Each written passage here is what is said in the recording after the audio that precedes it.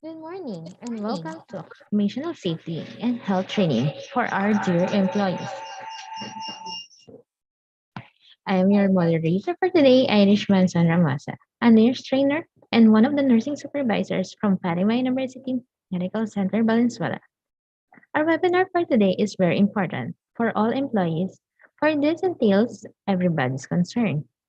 It is the safety and well-being of all employees in our dear institution. Health is one of the most precious gifts for all of us, and it should be handled with great deal of importance. Thus, this webinar is ideal to listen to.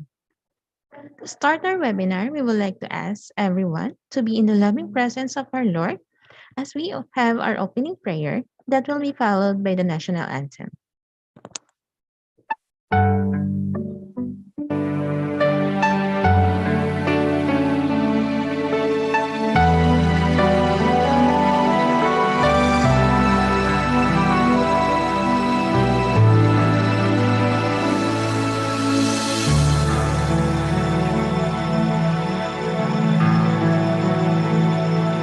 Soul of Christ, sanctify me.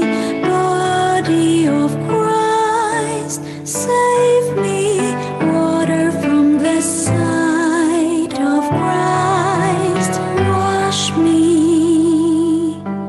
Passion of Christ, give me strength. Hear me, Jesus. Hide me in thy wounds that I may never leave thy side. From all the evil that surrounds me, defend me.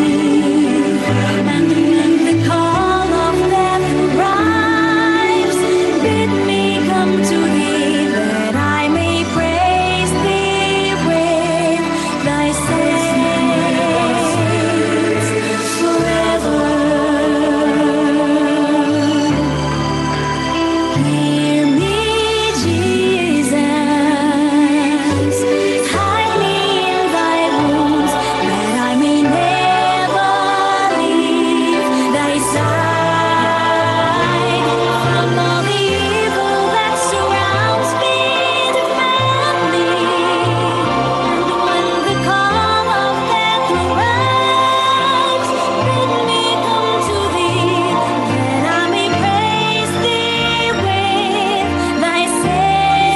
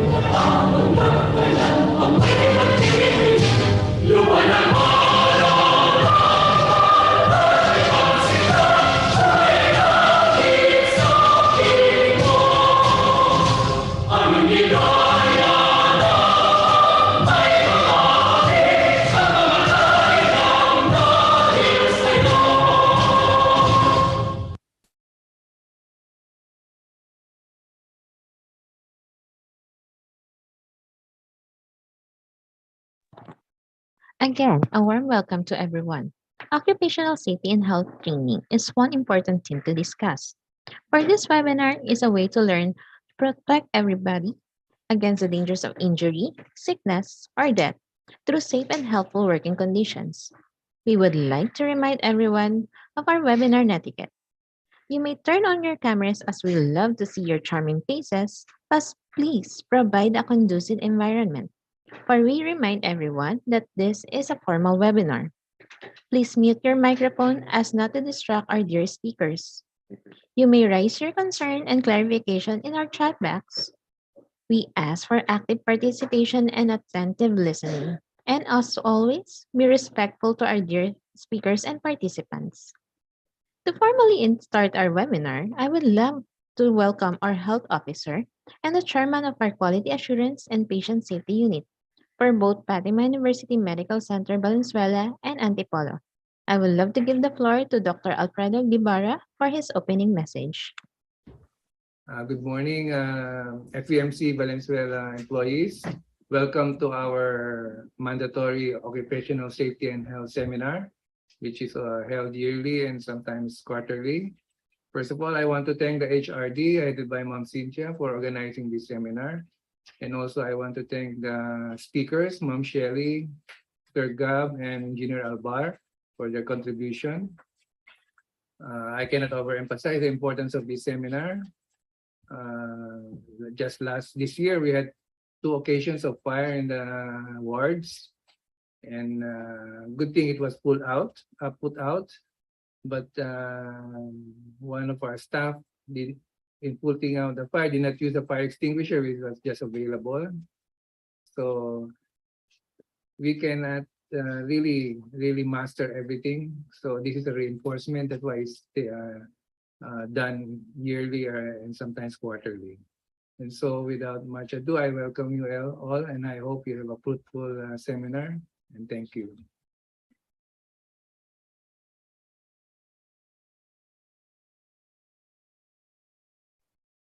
Thank you, Dr. Guevara, for your lovely message. And to further delve into this topic, we would like to introduce our first speaker. Our first speaker is a graduate of Bachelor of Science in Medical Technology in Central Scholar University and currently taking up her master's in hospital administration. A certified Lean Six Sigma Yellow Belt. Let us all welcome none other than Ms. Shelly Telestes, Assistant Hospital Administrator from Fatima University Medical Center, Valenzuela. Good day, everyone. So today I'll be sharing with you the basic safety concepts, the unsafe and unhealthy acts and conditions. To start, our objectives at the end of the session, the participant should be able to explain the basic principles and practice of accident and disease prevention in the workplace. Also, to express commitment in preventing the occurrence and recurrence of accidents and diseases within their organization. So this is our work system, and the relationship involves sa ating workplace, no? So this is the people or us, the personnel, the employees. And then we also have another factor, the environment. The environment we're in, it involves the temperature, the lighting, the noise, the ventilation. So this is the more on the facilities, no? And then it also involves the materials, the uses, the handling of the materials. How do we handle our reagents, our syringes, okay? And then the storage of these materials, and it also involves yung pag-transport natin and how do we transport the cold storage, is it being followed? Also the chemicals involved. So those are the materials. And also kasama din siya yung equipment. The equipment is the design of the equipment. Is it ergonomically well para sa ating employee or para sa tao? And then the maintenance of the equipment, and syempre the inspection. For people naman, this is more on the systems, trainings, and the skills of the individual. And of course, yung motivation. Motivation is also important. How motivated are people to work? And then yung training, are they well trained? And then, of course, the systems involved or the processes. Now, in case lang that some of these factors, no, the relationship factors, meron siyang na-deviate or na-violate or hindi natin nabantayan mabuti, those things may cause to an accident. And an accident means the task, there will be no more task. We cannot accomplish our task if there's an accident. So, having said so, the accidents, this is what do we usually believe or perceive. Sabi natin, accidents daw are unavoidable, hindi maiiwasan. We very, very rarely make mistakes. And we exceed company expectations and we never break the law. That's how we perceive, no? Accident yun, hindi maiwasan. It's the common. Pero what is really happening? Accidents can be avoided. We make many mistakes that are nagkakamali. Our work performance can be better if we follow these laws or these policies and procedures. And then we don't follow the law. Or sometimes we break the law. So, yun talaga yung nangyayari. That's what really happens. So, what is an accident? An accident is an occurrence or event that is unexpected, unforeseen, unplanned, and of course, unwanted. Hindi natin nakikita, hindi natin naplano, napaplanuhang mabuti, hindi natin ginusto, at hindi natin in-expect. That this event may interrupt or disrupt the normal and orderly progress of any activity, may cause physical harm, damage to property, and delay in operations. So, work accident naman, the work accident may cause, of course, personal injury, property damage, work stoppage, or interference. And then let's define also the hazard and risk. Now, what are the difference? Hazards, this is a source, situation, or act with a potential for harm in terms of human injury or ill health, or a combination of two. This can be subdivided or subclassed to safety hazards and health hazards. So what is safety hazard? Safety hazard is something that has potential to cause injury. Say for example, a needle is a safety hazard kasi pwede siya mag-cause ng injury. What else? The CO2 tanks can also be a safety hazard kasi pwede siyang bumagsak and may injure somebody or a person. Now, what is a health hazard naman? Health hazard naman is something that potential to cause illness or disease. So, for example, our chemicals, the chemicals that we use in our workplace, these are health hazards, no? That, say, for example, when we inhale, kunyari formalin, when we inhale, it may cause illness or disease to the person. So, what are the risks naman? The risk is the chance, probability, or likelihood that a person will be harmed or ill if exposed to the hazard. So, for example, if our worker or our personnel na expose siya sa formalin, ano yung risk niya? How many yung probability na magkakaroon siya ng sakit once exposed siya dun sa potential health hazard na yun? Okay? So they say also that accidents are caused. They don't just happen. Okay? So ibig sabihin, yung aksidente, may dahilan yan. Hindi lang yan basta nangyari. So let's define also what are the types of accidents. So ito yung fall to below or nahulog ka, struck against motion, ibig sabihin, ikaw, the man is moving and then maaaring tumama sa non-moving na machine or object. Fall on the same level, ito yung same level lang, so pwede siya nadulas or nadapa. Caught in, so in running, could be in running or naipit. Okay? Caught on or being snubbed or nasabit ka naman, nasabit. And then struck by. So this means yung tao, stationary siya, siya yung hindi gumagalaw, tapos tinamaan siya yung tinamaan. Also, electrocution, chemical burns, overexertion, or strenuous movement.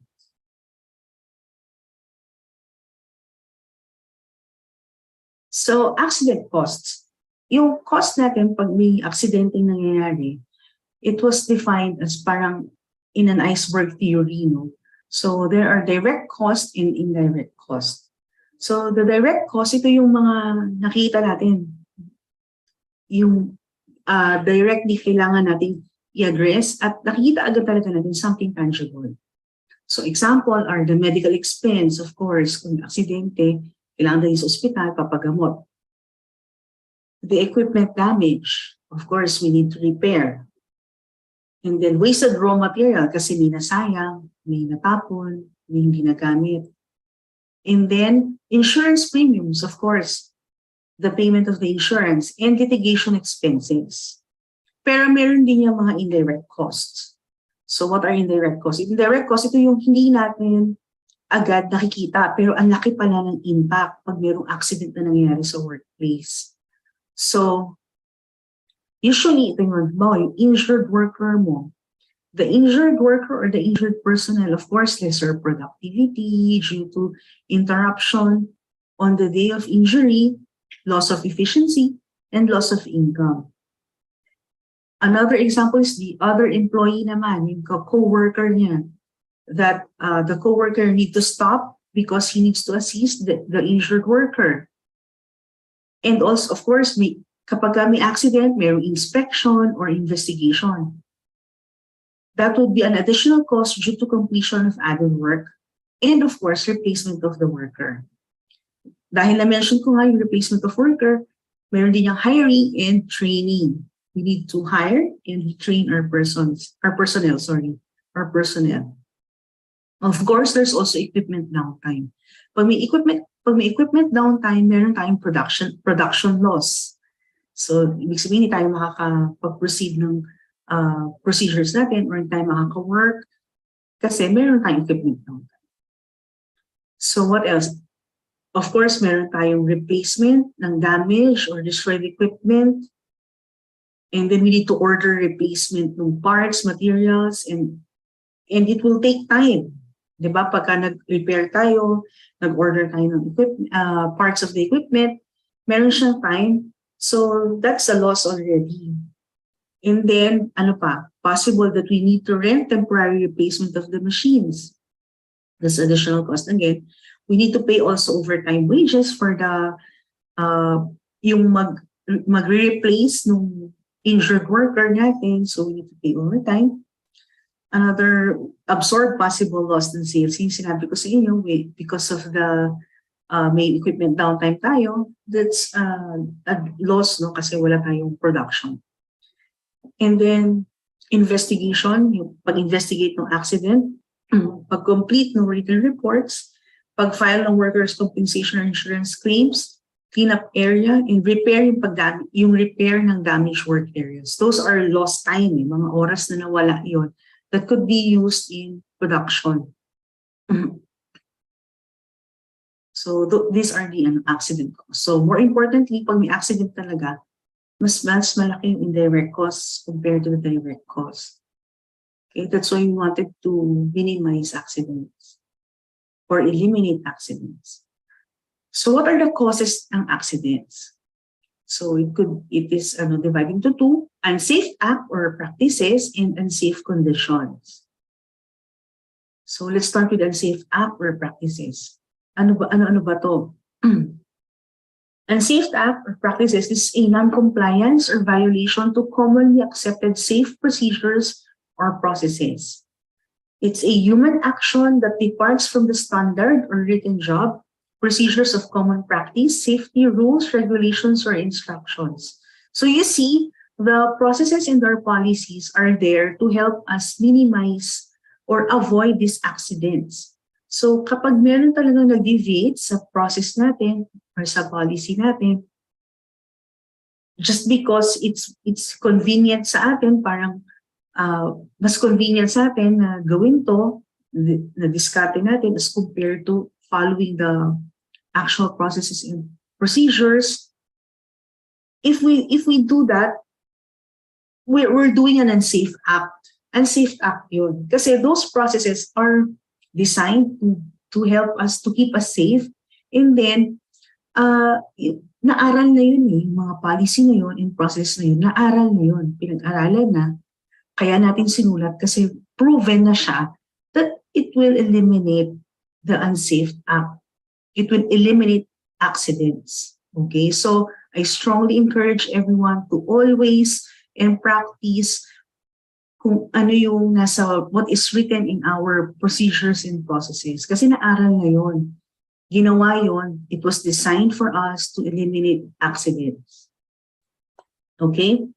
So, ano ba yung contributing factors kung bakit meron tayong mga non-compliance? So, usually improper attitude, physical limitations, or minsan lack of knowledge or skills.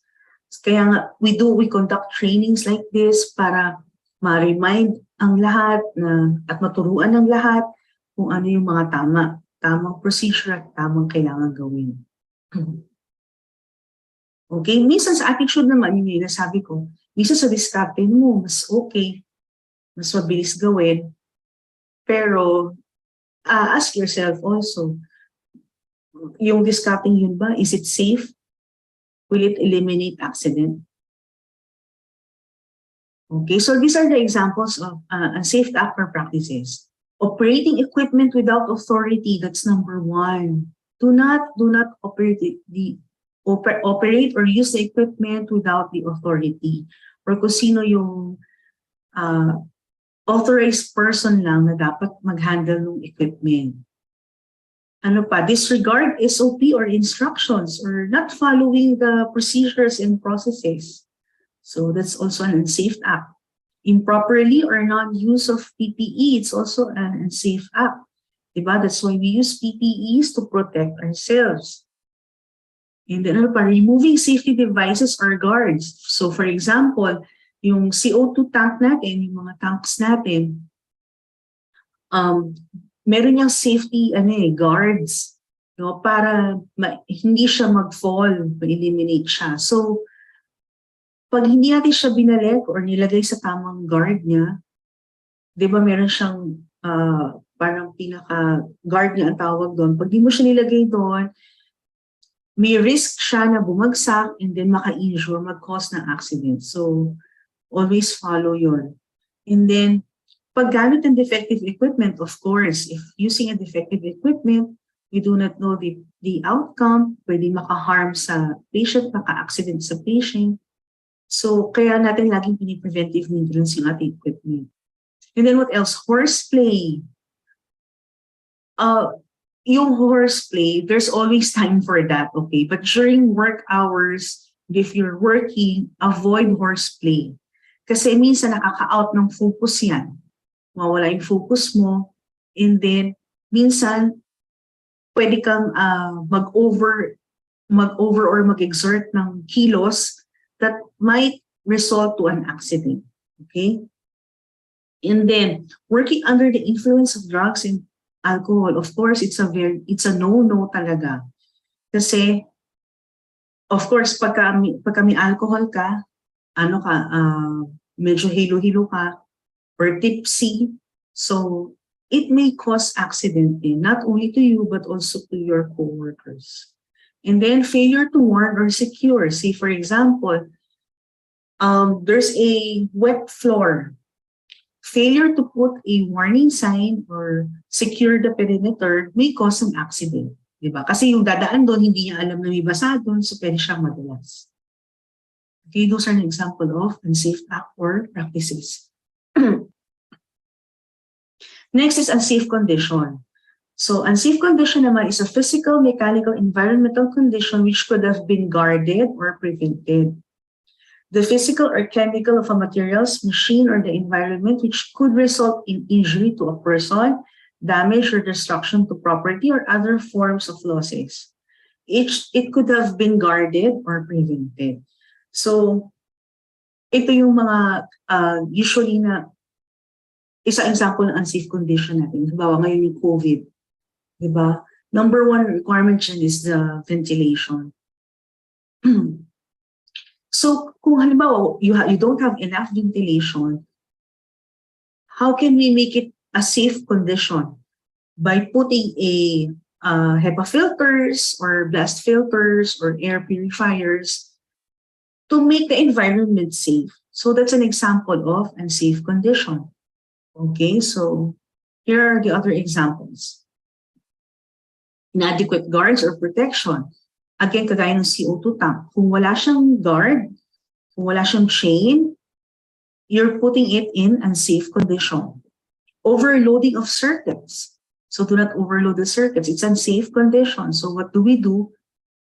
Of course, huwag tayo mag-overload.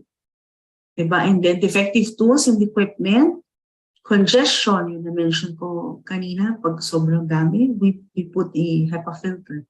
Inadequate warning systems, fire and explosion hazards, slippery floors, that's an unsafe condition, hazardous atmospheric condition, damage and exposed electrical wiring, excessive noise, radiation exposure, inadequate illumination and ventilation, substandard housekeeping. So for example, the excessive noise. Di ba, meron tayong rooms that we put ano ba tawag doon? Ginawa natin siyang may anti-noise or something para si patient din, hindi sasakit yung tenga niya, hindi magiging health hazard sa kanya pag sobrang taas ng noise. Okay, what else? The radiation exposure. Our grad techs na may exposure sa radiation, they were given this jacket or lead jacket, and then the walls also, meron siyang, we complied to the thickness of the wall para the radiation will be minimized or hindi walang lalabas na radiation outside the environment. Okay, we follow a certain standards, and then meron din silang parang may gadget sila that wherein that gadget measures how much radiation na na-expose yung tao. So these are control measures that we use para ma-minimize or ma-prevent yung unsafe condition.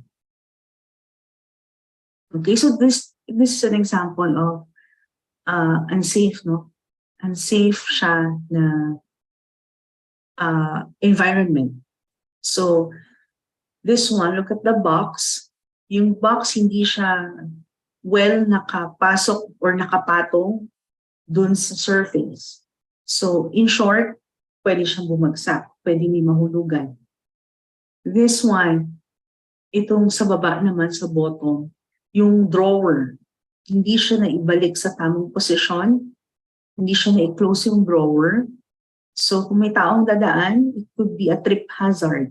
Pwede siyang matrip. Same with the wires. Itong wires na to. The exposed wires can also be a trip hazard. And then this one, yung wet floor, di ba? Can be also a trip hazard. Kaya important din yung good housekeeping and warning signs. But the question is, can accidents be prevented? Well, generally speaking, 98% of the accidents can be prevented. So it's preventable. 98% is preventable and 2% non-preventable. So out of the 98%, 88% doon coming from unsafe acts or practices. And then only 10% coming from the unsafe conditions. So you see the 88%, dun yun sa self natin. How do we follow our safety protocols and procedures? Do we follow or do we practice safety all the time? Not most of the time, but all the time. Okay? Do we check our areas? Do we check our areas, and then do we note if there are unsafe conditions that kailangan natin i-mitigate or kailangan natin gawa ng action? Okay, so you see how difference we can make sa accident if we will just follow our safety processes and procedures, and then if we are vigilant in checking our areas para sa mga unsafe conditions, para magawa na siya ng guards or controls. So this one, a safety hazard may result to an accident or injury. It's a direct contact. Okay, direct impact yan. And then naman, when it comes to health hazards, it may cause disease and illness once you were exposed. Okay, so exposure siya. So can a workplace hazard definitely lead to an accident or an illness? Remember, hazard plus exposure is equivalent to accident or illness. So if there's a hazard, na-expose ka sa hazard, may risk yun, it may result to accident or illness. Kaya dapat kung may nakita kang hazard, you create, at may expose, you create a control measure para maiwasan yung accident or illness. Okay? So halimbawa, COVID is a hazard, may chance kang ma-expose. So what do? You wear your proper PPE and follow the safety protocol to prevent the illness. Another example is the needle stick. Diba? Yung mga needles natin. A needle is a hazard. So what do we do? And there's a chance that we are exposing ourselves to the needles. So what do? We use the proper technique we use the proper cupping technique to prevent needle stick accident. Or pwede din naman anong tawag nito, in some areas hindi na talaga nagre-remove ng needle sa syringe. They just shoot it right away dun sa ating sharps collector or sharps pin. Okay? So, yun. So, tandaan niyo lang, pag merong hazard at may chance may expose, we have to put a control measure to prevent accident or illness. So, for conclusion, both the human and the technical factors of accident causation should be addressed. So, yung sasabi ko kanina, kailangan natin i-address yun to prevent accidents and illnesses. So, what do we have to do? Number one, we must accept that we need to change. Okay, we need to change our mindsets. We have to change how and why we do change. Okay, so again, we put control measures. So mindset change is accepting that there are better ways of doing things. Yung mga nakaugalian natin, maaaring hindi na siya applicable ngayon. Ako din, yung parang dating nakagawian ko dati, maaaring hindi na rin siya applicable ngayon. Kasi nag-i-innovate tayo, nag-i-evolve. And then, accepting that individuals can make a difference. Of course, you can always make a difference. Accepting that an individual is important. And accepting that individuals can make a contribution. And that's what we need to do. Okay, so if things are done right the first time and every time, we have a safe operation, but also an efficient, productive, and cost-effective operation. Okay, so thank you everyone, and thank you for listening. That ends my presentation. Thank you. Thank you, Ms. Shelley Telasas, for that safety reminder in our workplace. And to continue our program, different work areas have different working hazards that each and every one of us can encounter. Now, to expand the topic on biological hazard, we will give the floor to our second speaker.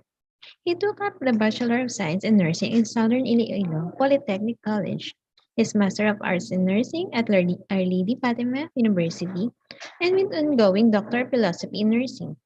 Currently the Vice President of ORNAP and currently the Chief Nurse of Fatima University Medical Center, Valenzuela. Our very own Mr. Gabriel Naing, Man RN. Good morning, everyone, or good day, everyone. So we will be discussing about biological hazards. So before we proceed with the definition of your biological hazards, alamin mo muna natin ano po yung mga environment that considered hazardous.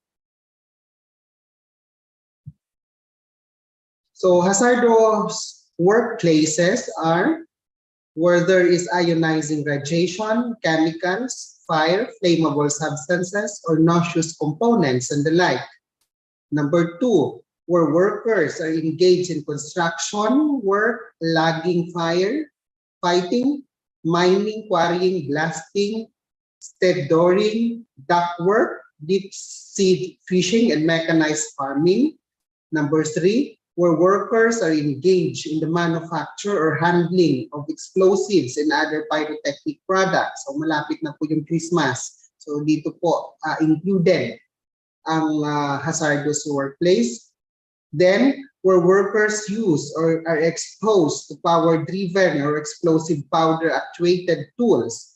And number 4, where the workers are exposed to biologic agents such as bacteria, fungi, vira, protozoas, nematodes, and other parasites. So dito po included yung mga nagtatrabaho sa hospital, and this will be our focus of our discussion.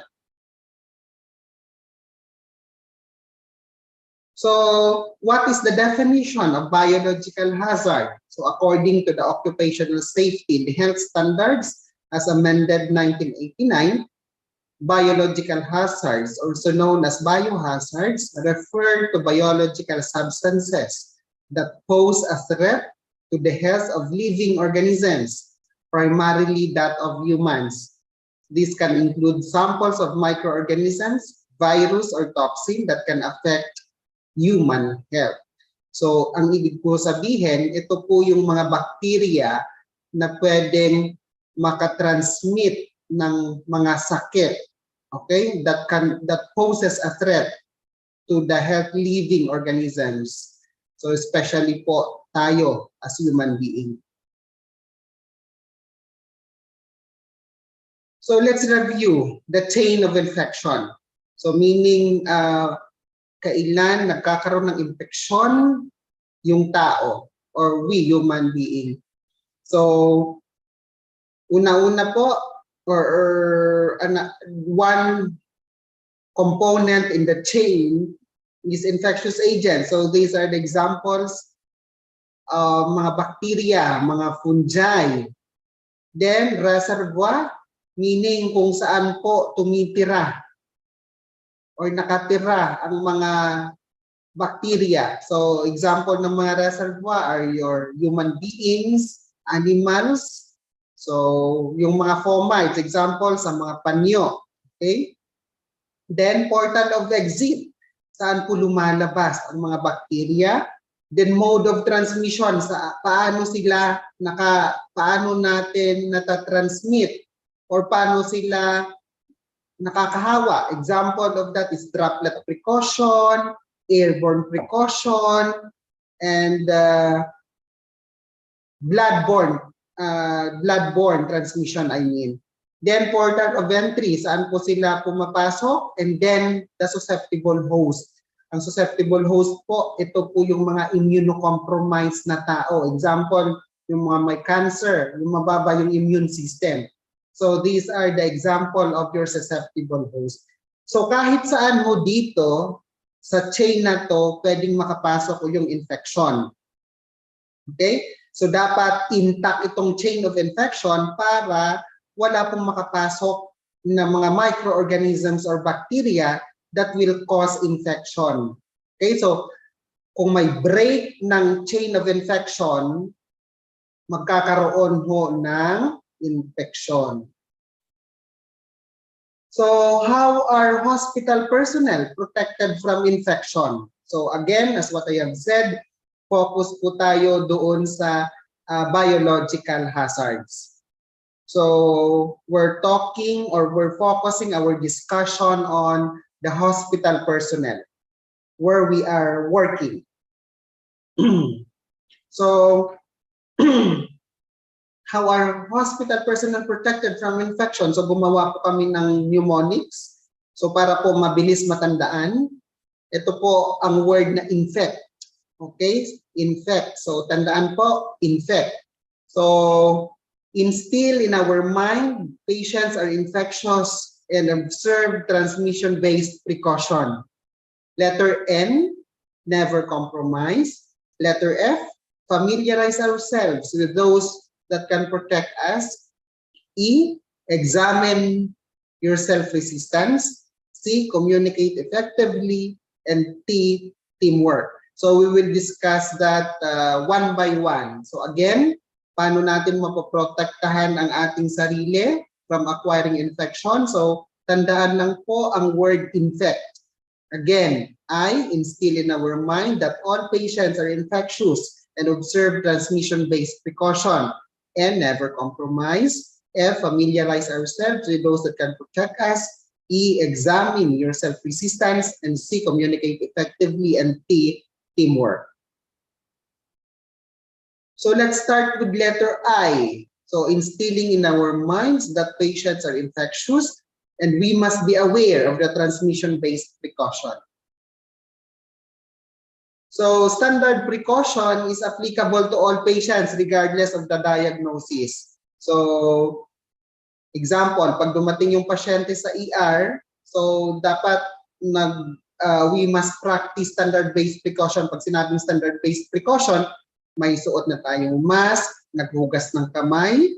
Okay, so yun po yung standard precaution. Regardless kung nurse ka, kung servo ka, engineering ka, okay? So this must be followed, standard precaution. So may sinabi po kanina, TBP or transmission-based precaution. So ito po yung airborne precaution. Pag sinabing airborne precaution po, nakukuha po yan sa hangin, okay? So these can be spread by droplet, less than micron, 5 micron, that remain infectious and suspended in air for a long period of time over long distance. So example ng mga sakit na yan is measles, chickenpox, and herpes zosters and SARS. So kailangan po natin magsuot ng N95 because that's airborne precaution or mask for that matter. Then bloodborne precaution measures to handle needles and other sharp devices in a manner that will prevent injury to the user and to the others who may be encounter the device during or after the procedures. Example ng mga sakit na pwedeng makuha sa bloodborne are HIV/AIDS, hepatitis B and C. Okay, so dapat yung mga naglilinis, so be careful with the needles. Okay, so tingnan, wag munang hawakan, lalo na sa mga servo natin, wag hawakan. Instead, may mga ginagamit silang mga parang kahoy, pang pipi, okay, pang pipi ng mga basura. Okay, so on part of the nurses, so please throw your needles or sharps in the proper container. Meron naman po tayong available, okay? And then, huwag gawing Christmas tree or sanga-sanga, puno na po ang mga lagayan natin, hindi pa tinatapon. So dapat tinatapon yan, 3/4 dapat na puno na, itatapon na natin yan. So kindly coordinate with the Infection Control Committee para mabigyan po kayo ng panlagyan ng or container specific for needles or sharps. Then contact precaution. So spread by direct or indirect contact with the patient or patient environment, presence of excessive wound drainage, fecal incontinence, or other discharges from the body. Example, mga MRSA o methicillin-resistant Staphylococcus aureus, E. coli, and Pitigo, lice, wound infections, hepatitis A, and conjunctivitis or sore eyes. So dapat laging ugaliing maghugas ng kamay. Dito pwedeng magsuot tayo ng gloves, okay, or disposable gowns para po ma-protect. Remember, it's contact precaution. Not only that, okay, so dapat yung mga pintuan, example, mga frequently touched items ng mga pasyente, example, doorknob ng CR, beds. So yun usually dapat nililinis rin ng natin para at least to prevent contamination or to prevent the spread of your microorganisms by direct contact. Okay. Then another transmission-based precaution, droplets. So infectious organisms spread by droplets more than 5 microns through close respiratory or mucous membranes contact, through coughing, sneezing, talking, or droplet or induced procedures. So example, diphtheria, influenza, bacterial meningitis, mumps, or pag sinabing COVID-19, so classified as droplet precaution. Pero ang COVID-19, pag may AGP sinasabi or aerosolized generating procedures, like example, intubation, pinapaubo yung pasyente. So droplet po yun. Pero pag suctioning, intubation, it's part of airborne precaution. So dapat dito magsusuot sila ng mask, okay, or face shield for that matter para ma-prevent yung infection. Okay? So, or gowns for that matter. So pag COVID-19, di ba, naka level 4 or level 3 PPE sila. So it depends upon the leveling of our PPE. Then let's proceed to letter N, never compromise. So we must adhere to existing policies, be compliant at all times, and be an advocate of infection control practices. So adherence to existing policies. Okay, so meron tayong mga policies in place. So all we need to do is to follow it wholeheartedly. Okay, so pag hindi natin kabisado, we can ask questions or we can ask clarifications. Example sa Infection Control Committee para po at least mag-guide tayo doon sa mga policies and guidelines. And then, kailangan ho natin sumunod again with the existing policies and guidelines kasi at the end of the day, tayo rin naman mahihirapan. And remember, may mga family tayo that we need to protect. Okay, so kasi kung hindi natin nasusunod, yung mga dapat pinapa-implement, pati sila ho magiging affected, not only our family members, but also our co-workers. So we must adhere and comply at all times. Then be an advocate of infection control practices. So meaning, dapat tayo magiging pulis sa isa't isa.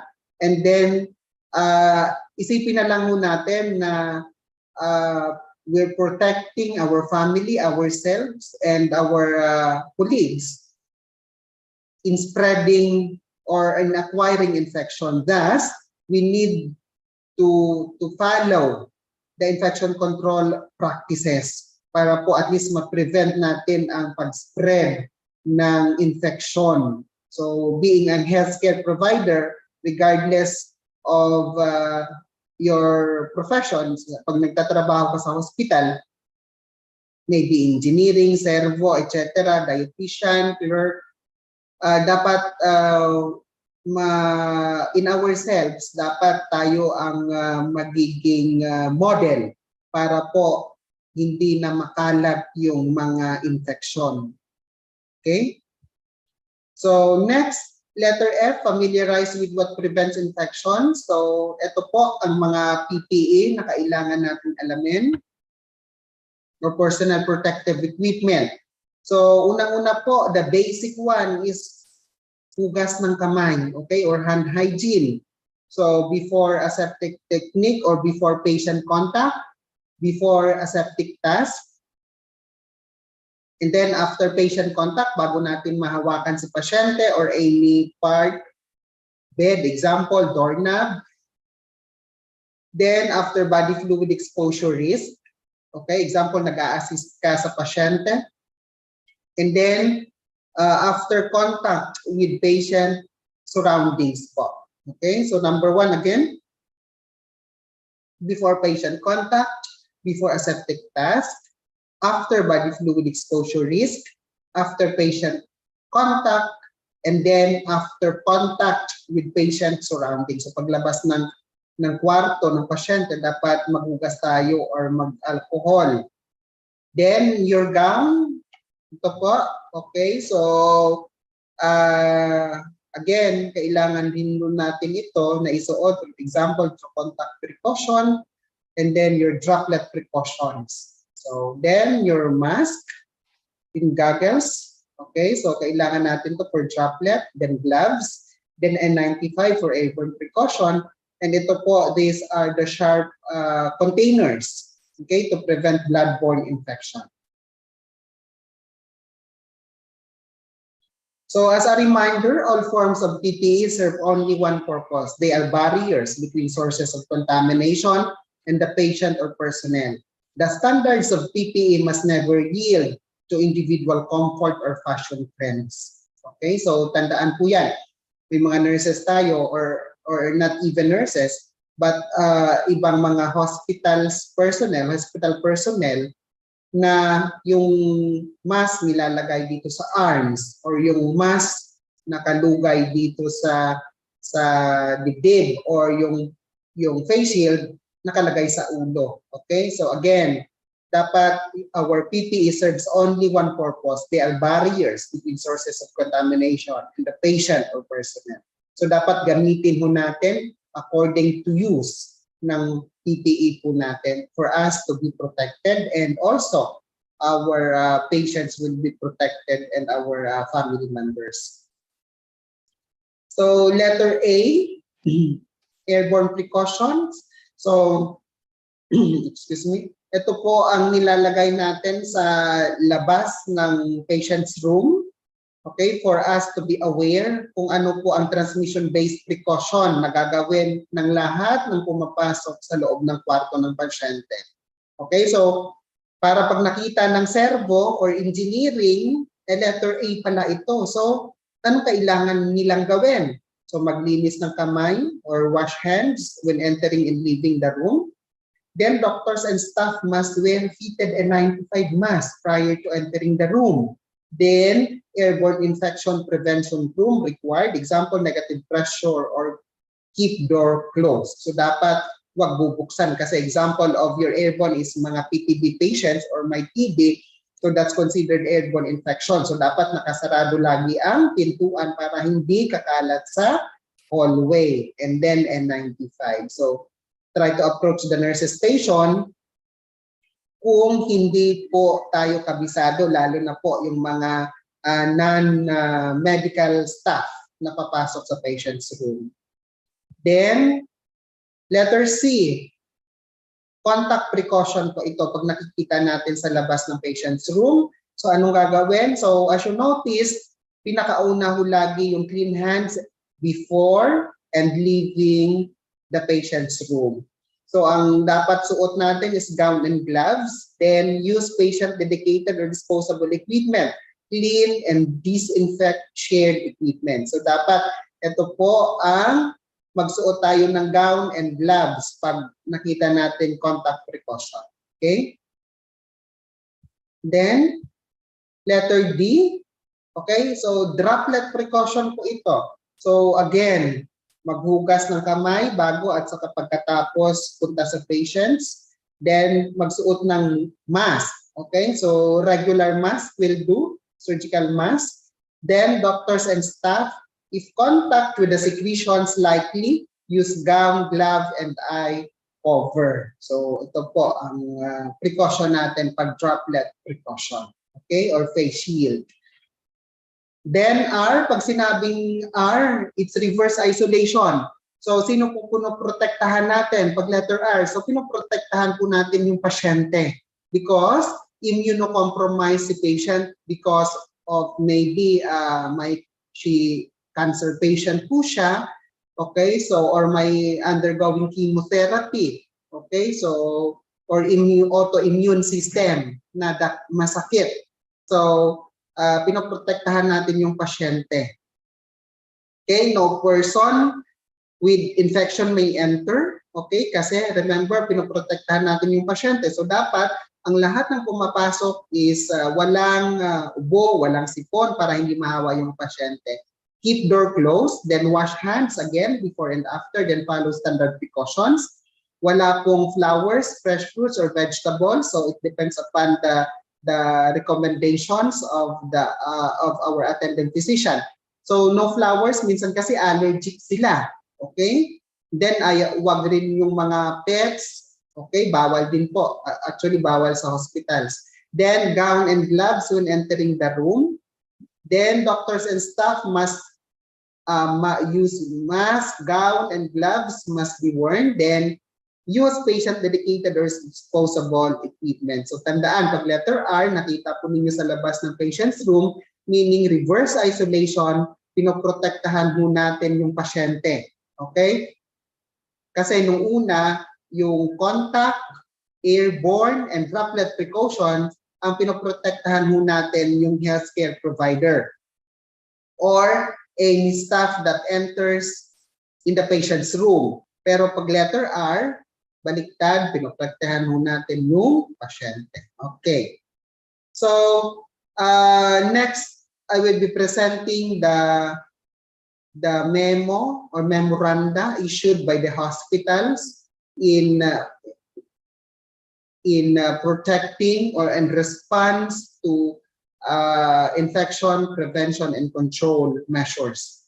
Okay, so ito environmental culture in swabbing of critical area. So nag-i-swab po tayo para at least makita natin sa swabbing, nakikita ho natin yung mga bacteria present kung meron o wala, para at least alam natin na yung proper actions to be taken para hindi po makahawa sa pasyente at saka sa healthcare workers.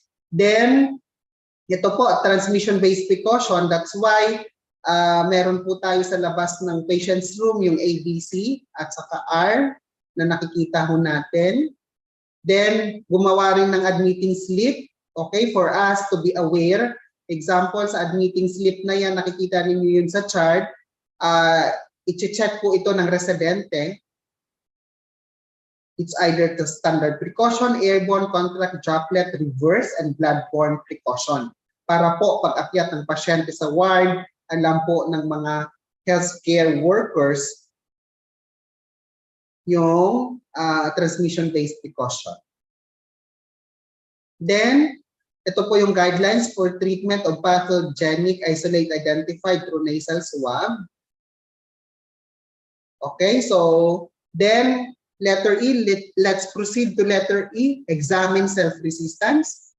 So check natin kung ano po, aside po doon sa PPE na kailangan natin gawin, let's examine also ourselves for how resistant are we, so in acquiring infections. So may vaccine na ba tayo? Example, flu vaccine, and then COVID-19 vaccine. Okay, so let's check for that. Not only ourselves, but our family members. Then, boosting our immune system. So, dapat matulog ng maaga, take vitamins, eat vegetables and fruits to boost our immune system.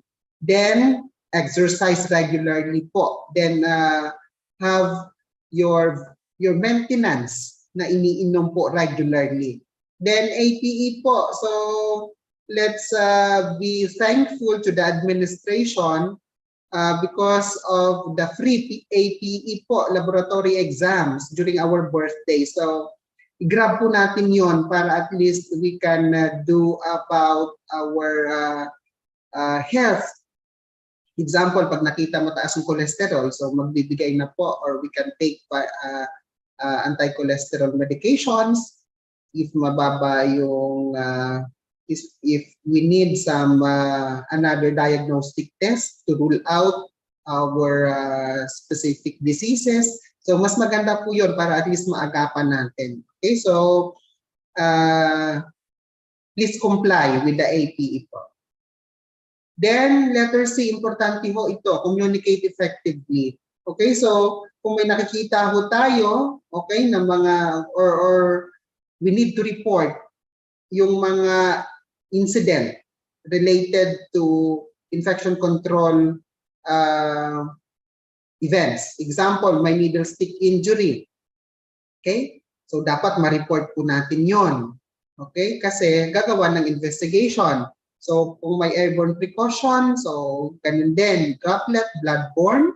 So and then kung may nakikita ho tayong deviation from our co-employees, try to approach them, okay? Communicate them effectively para at least ma-correct. Remember, we're a team.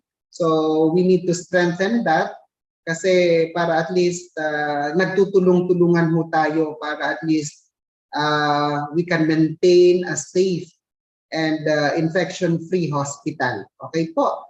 So remember, this is our second home, so we need to collaborate, we need to communicate po, each and every one of us, para makatulong po tayo sa isa't isa.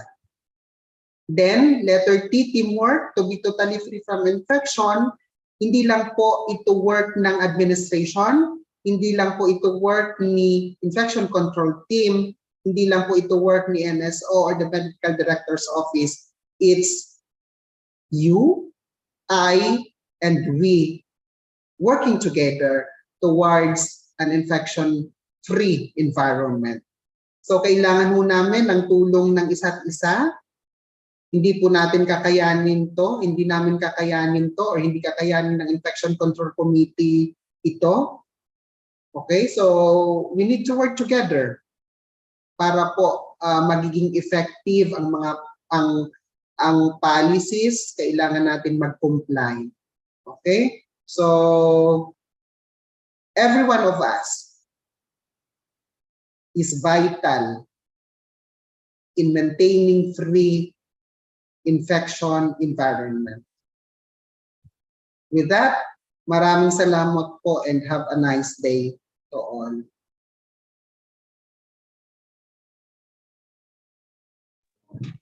Thank you, Mr. Gabriel Naik, for that very informative discussion. As we approach for the final topic of discussion, we would like to still ask for active listening. For our final topic is significantly for hazardous waste management in a healthcare facility, and this concerns most of us. For our last topic, we would like to welcome a former assistant manager at Philippine National Bank, a construction manager at New Worlds Project Dubai, also a former building and interior design works manager at New World Makati Hotel, and currently our engineering manager at Fatima University Medical Center, Valenzuela. Let us all welcome Engineer Antonio Alpar. Good day. I am Engineer Antonio Albar, and today I'm going to talk about an introduction to hazardous waste management in healthcare facility setting, the medical waste solution.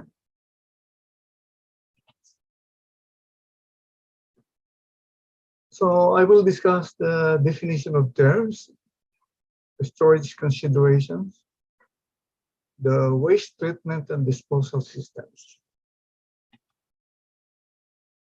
At the end of this talk, should be able to define common terminologies that are being used in hazardous waste management, identify the hazards of infectious or medical waste, cite basic safety procedures in handling medical waste.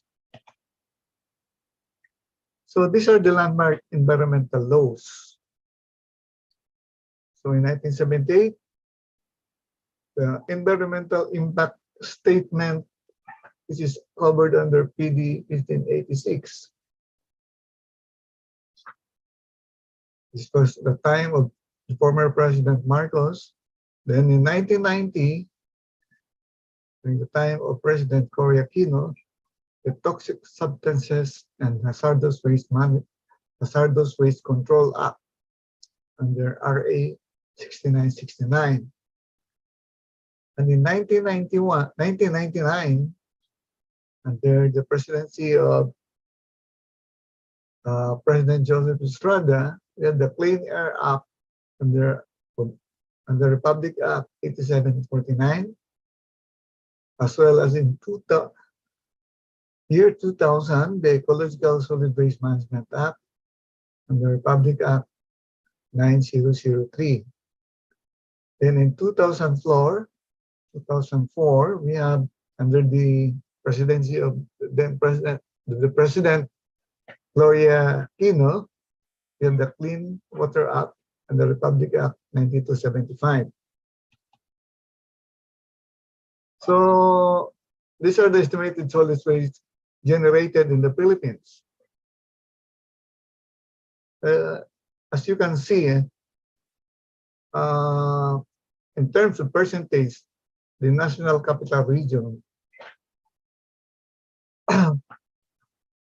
we have a total waste generated of around 23.70%.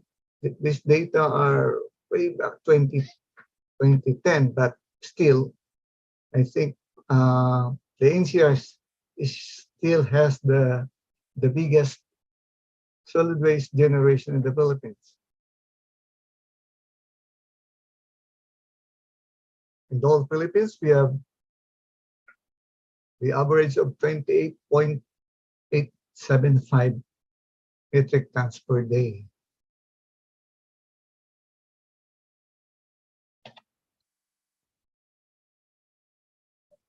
So what are non-hazardous waste? What are hazardous waste? By definition, non-hazardous waste are waste which relatively has lower impact to the environment. Examples are domestic waste coming from the septic wastewater, kitchen leftovers. The implementing agency is the National Solid Waste Management Commission. Transport, these are relatively less than hazardous waste and less regulated. So the DNR does not require a permit of transport for this type of waste. For the hazardous waste, by definition, these are waste which present unreasonable risk and or injury to health and safety to the people or to the environment. Example are mining waste, medical waste, waste coming from grease traps. These are further categorized into A to M, the coming slides. For the implementing agency is the Environmental Management Bureau. This is also under the DNR. The transport, because this is highly regulated, you need to get a permit to transport before hauling.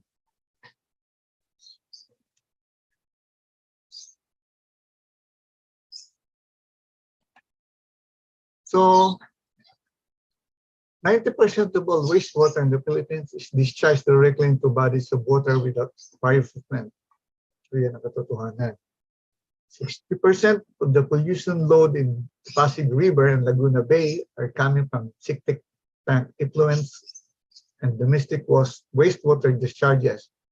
That's why we need to have an STP or the sewage treatment plants. Then less than 8% of the households in Metro Manila have sewer connections. That's, I think, unti-unti nang inaayos to. Nor-A and Valenzuela, Maynila does, I think, initially provided the groundworks for a centralized sewage collection system.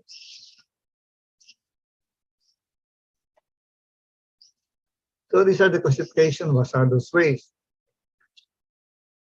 So they are categorized under that number. So we have the plating waste. So madami po ito.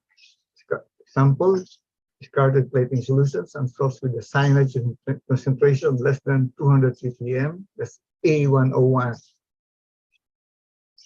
Here we go next. So we have the acid waste. Examples are sulfuric acid, hydrochloric acid, nitric acid, phosphoric acid, hydrofluoric acid, mixture of sulfuric and hydrochloric acid, other inorganic acids, organic acids, other mixed acids. So they are categorized under these letters and numbers: B201, 202, 203, 204, so forth and so on. Then we have the alkali waste.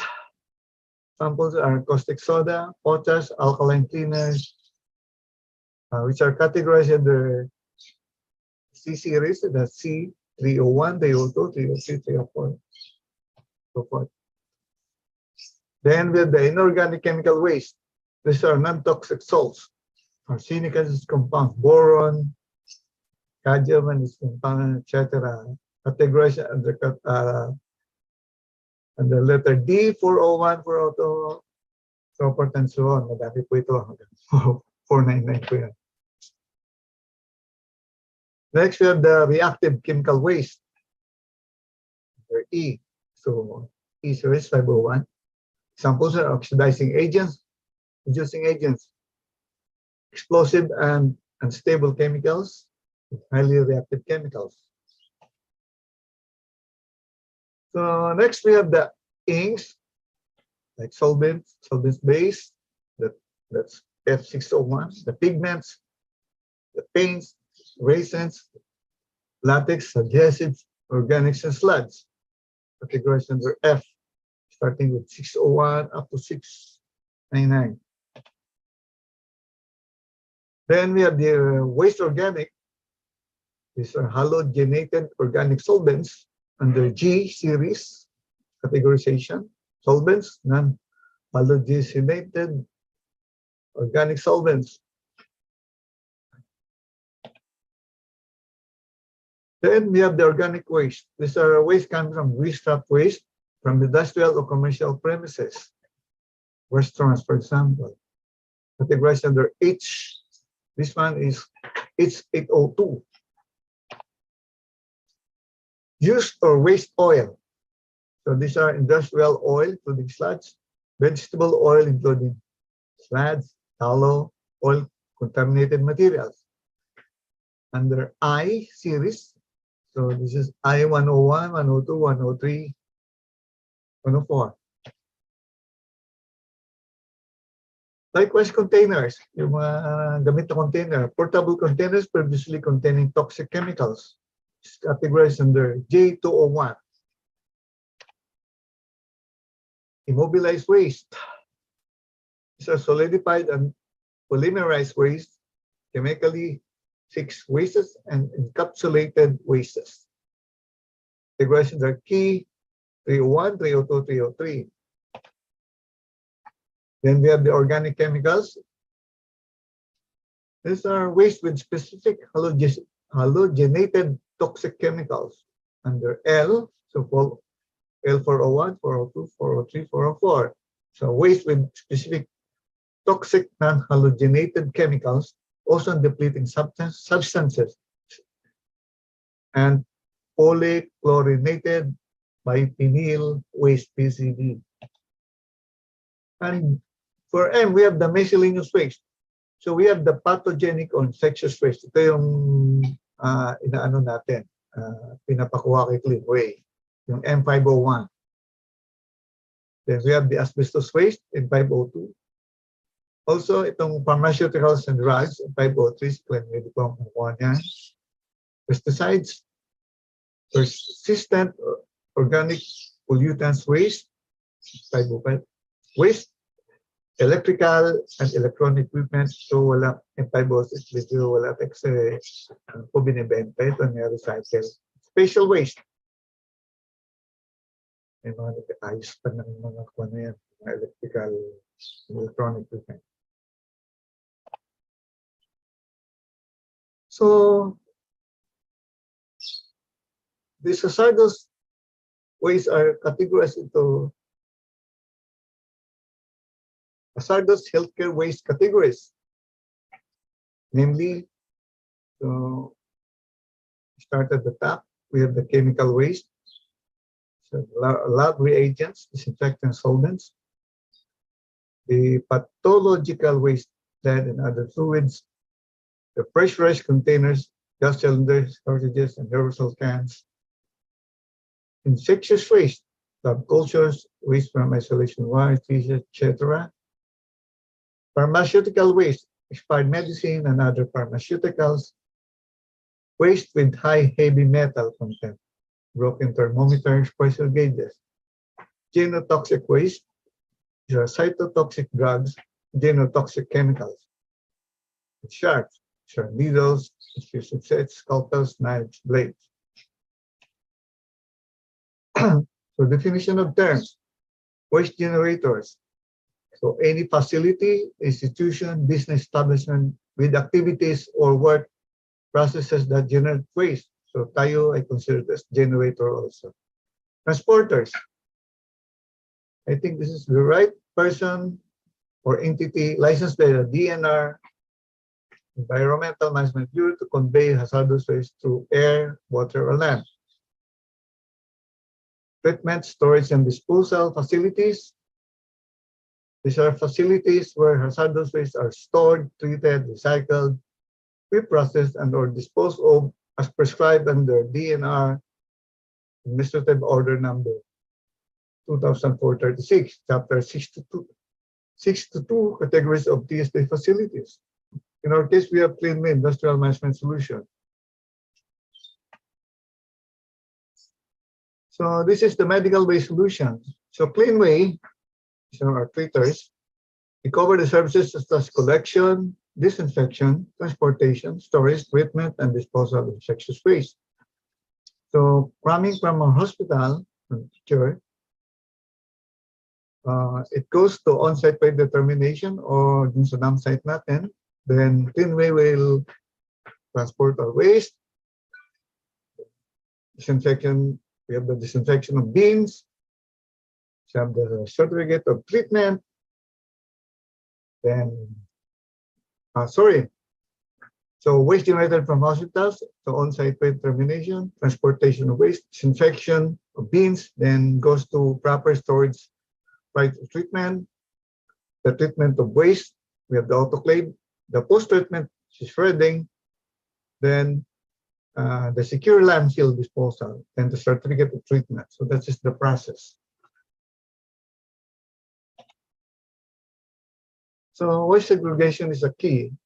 So careful segregation and separate collection of hospital waste is the key to safe, sound management of healthcare waste. Segregation can substantially reduce the quantity of healthcare waste that requires specialized treatment. As you can see in the picture, is the less preferable, so dispose it, treat it, recover, recycle, reuse, reduce, prevent. That is the most preferable at the upper portion. So these are also a categorization by color for the type of waste. So the color of container or bag, it is black, so those are non-infectious dry waste. The green is a non-infectious waste from kitchen, dietary, etc. Yellow is an infectious and pathological waste. This is M501. Yellow and black with black band. So chemical waste, including those with heavy metals. Orange, you have the radioactive waste, and red, the shards and fresh waste containers. So special reminders in waste segregation. One, the use of appropriate personal protective equipment. Staff should never attempt to correct errors or segregation by removing items from a bag or container after disposal. If general and hazardous waste are accidentally mixed, the mixture should be classified as hazardous healthcare waste. So this is waste handling, collection, storage, and transport. Under the DOS Healthcare Waste Manual, all healthcare waste should be collected and stored in waste storage area until transported to a designated offsite treatment facility. The area should be marked with warning sign. Kita yung sa Heart Center, but we have also our own at the dump site area, parking. It should be marked with caution, biohazardous storage area, and authorized persons to be found. So these are the requirements for storage facilities. Area should have an impermeable, hard-standing floor with good drainage. It should be easy to clean and disinfect. There should be water supply for cleaning purposes. Areas should allow easy access to staff. It should have provisions for locks to prevent access by authorized persons. Easy access for waste collection vehicle is essential. And there should be protection from sun, rains, winds, floods, etc. We have all these. Then it should be inaccessible to animals, insects, and birds. There should be a good lighting and adequate ventilation. Storage areas should not be situated in the proximity of fresh food stores or food preparation areas. The supply of cleaning equipment, PPE, waste bags, or containers should be located conveniently close to the storage areas. Floors, walls, ceilings must be kept clean. Biodegradable, general, and hazardous waste should not be stored too much longer. Otherwise, application of treatment like chemical disinfection Duration at 40 degrees Celsius or lower is recommended. So collection and transport.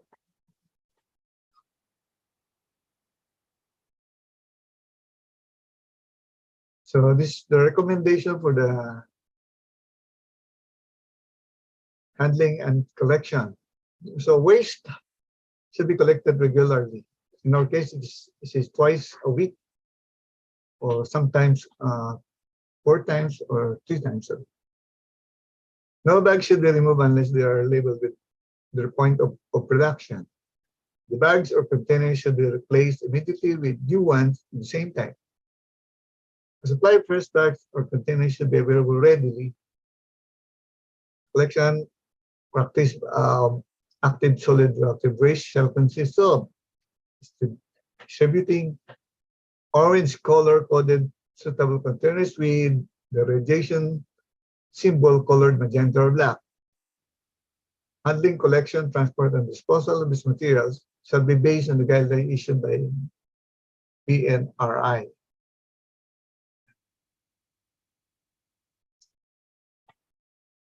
So collection and transport. So in our case, we have the Cleanway Technological Corporation. So transportation vehicles should be registered in the TRC, easy to load and unload, no sharp edges that could damage waste bags or containers during loading and unloading, easy to clean. So waste treatment system. Treatment technologies and processes. One, we have the thermal processes. We have the hydroclave, autoclave, pyrolysis, microwave. In our case, we have, I think they're using hydroclave and autoclave. Two, we have the chemical disinfection. Three, we have the biological processes. Four, we have the radiation technology. And five is encapsulation. So waste disposal systems. So we have the sanitary landfill and the septic concrete. I think clean waste using sanitary landfill. They have their sanitary landfill in Cavite.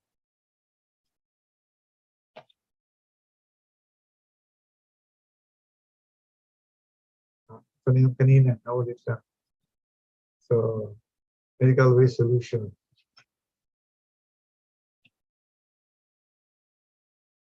So, PPE, this is our last line of defense. So, what are those? Hard hat, goggles, respirator, safety suits, gloves, boots, etc.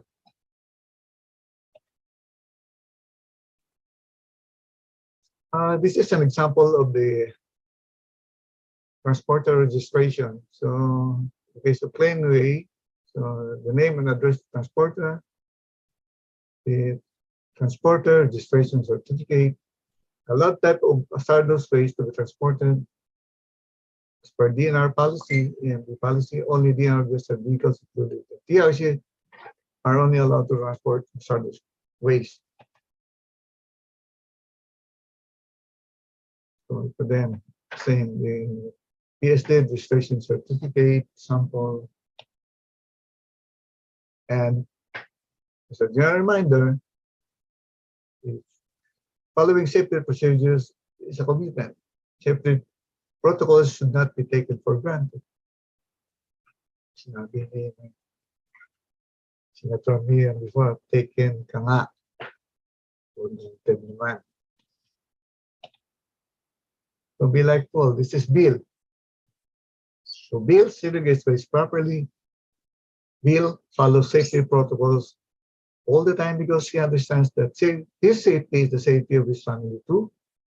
Bill loves his family so much. Bill is responsible and smart. Be like Bill. So that's all. And thank you very much for your time. Have a good day again.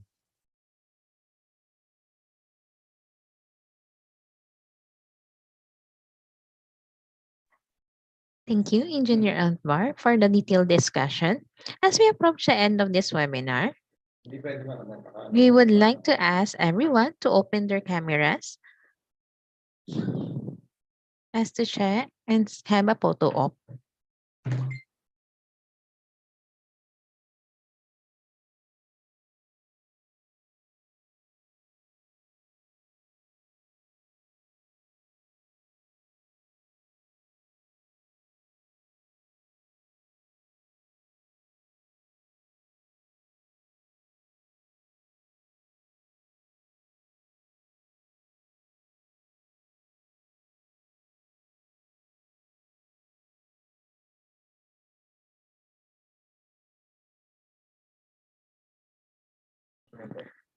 Also, may I request everyone to please answer our post evaluation as shown as the link are shown on the screen. And please use your FUMC Gmail account in answering the evaluation form. After answering the evaluation form, certificates will be sent to your Gmail accounts.